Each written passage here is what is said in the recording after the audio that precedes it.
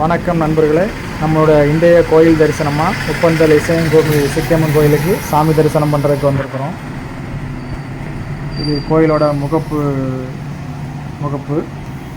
உள்ள கேமராவில் வீடியோ எடுக்க அனுமதி இல்லை. நாங்கள் உள்ளே போய் சாமி தரிசனம் பண்ணுறதுக்கு உள்ளே போனோம்.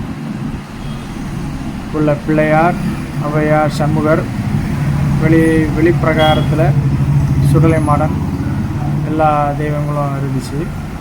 உள்ள சாமி தரிசனம் பண்ணிட்டு வந்துட்டோம். அதுக்கு கோயிலுக்கு இந்த பக்கமாக ஒரு அருமையான அற்புதமான ஒரு அம்மனின் சிலை. இந்த பாருங்கள், அந்த சிலை எவ்வளோ அருமையாக அழகாக இருக்குது பாருங்கள். பிரம்மாண்டமான ஒரு அழகான சிலை.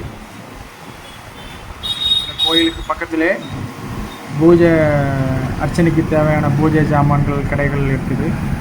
பாருங்கள், அர்ச்சனைக்கு தேவையான பூஜை ஜாமான்கள் வாங்குகிற கடைகள் இருக்குது. ரோட்டுக்கு வெளியிலேயே காணிக்கை வாங்குறதுக்கு ஆட்கள் நிறைய பேர் இருப்பாங்க. பஸ்ஸில் போகும்போது இந்த பக்கமாக போகிறவங்க காணிக்கையை அப்படி ரோட்டில் போட்டுகிட்டே போவாங்க. அது அவங்க இந்த கோயிலுடைய மரபு. பூஜை ஜாமான்கள், நேர்த்திக்கடன் செலுத்துவர்கள், தொட்டில்கள் எல்லாம் இருக்குது. நம்ம வாங்கிக்கலாம். கோயிலுக்கு வெளிப்புறமாக அழகான ஒரு சிவன் பார்வதியோட படங்கள்.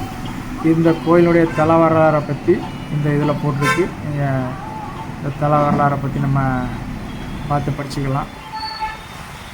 சிவத்தில் இருக்குது. கோயிலோட தல வரலாறை பற்றி நம்ம இதில் பார்த்து தெரிஞ்சுக்கலாம். இது இந்த பக்கம் ஒரு இசக்கியம்மன் கோயில் இருக்குது.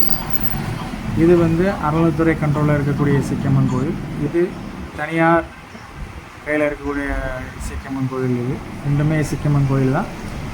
அதுதான் முதன்மை கோவில். நாங்கள் 2 கோயில்லையுமே நாங்கள் சாமி தரிசனம் பண்ணிட்டோம். நீங்களும் வந்தீங்கன்னா கண்டிப்பாக உப்பந்தல் பக்கம் வந்தீங்கன்னா கண்டிப்பாக சாமி தரிசனம் பண்ணுங்கள்.